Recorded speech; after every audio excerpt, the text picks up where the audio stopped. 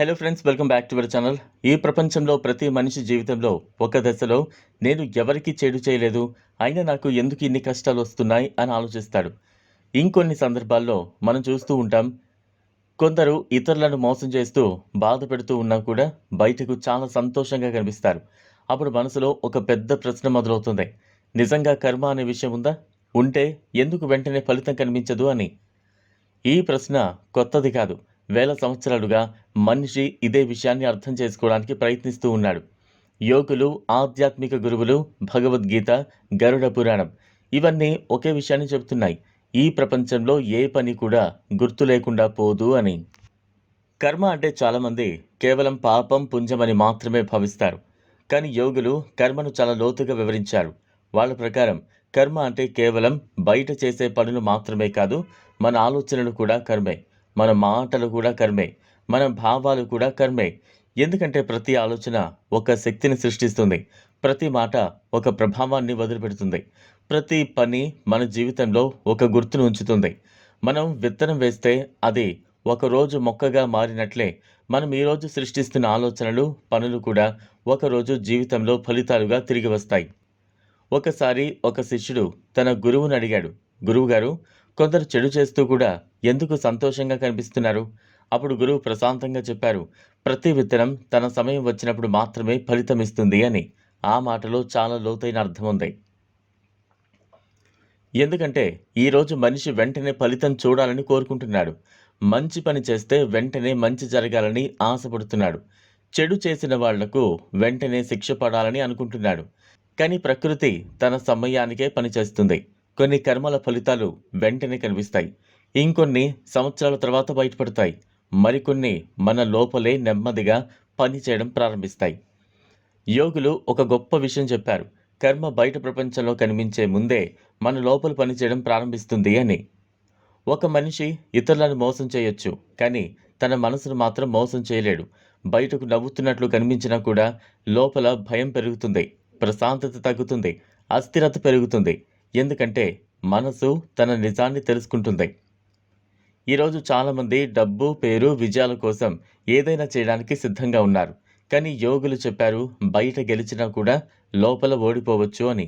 ఎందుకంటే నిజమైన శాంతి డబ్బు వల్ల రాదు, లోపల మనసు తేలికగా ఉన్నప్పుడు మాత్రమే ఉంటుంది.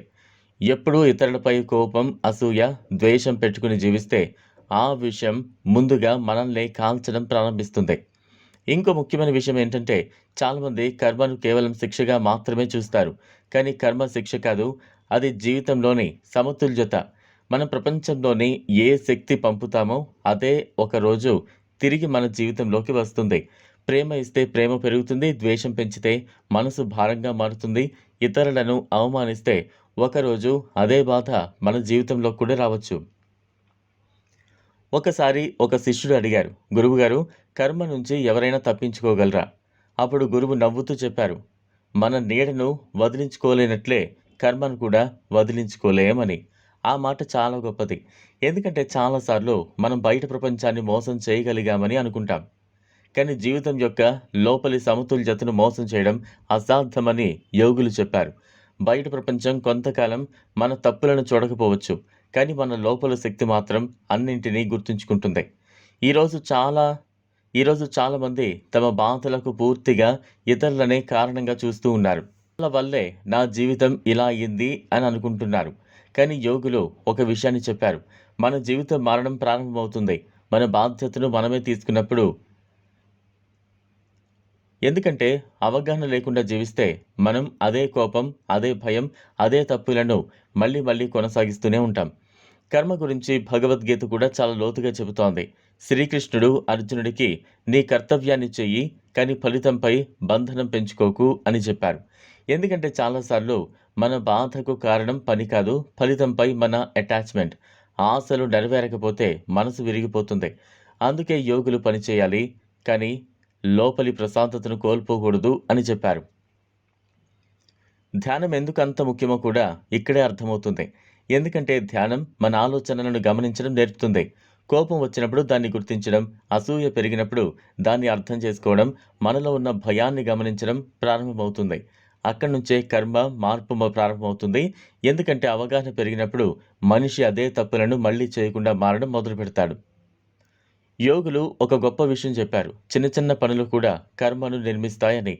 ఒక మనిషిని గౌరవంగా చూడటం, ఎవరికైనా ధైర్యం చెప్పడం, అవసరం లేని బాధ కలిగించకుండా మాట్లాడడం. ఇవన్నీ కూడా గొప్ప కర్మలే. అలాగే చిన్న చిన్న కోపాలు, అహంకారం, అసూయ కూడా నెమ్మదిగా మన జీవితాన్ని ప్రభావితం చేస్తాయి. ఈరోజు ప్రపంచంలో చాలామంది బయట విజయాలు సాధించినా కూడా లోపల ప్రశాంతంగా లేరు. కారణం తమ మనసు ఎలా పనిచేస్తుందో గమనించకపోవడం.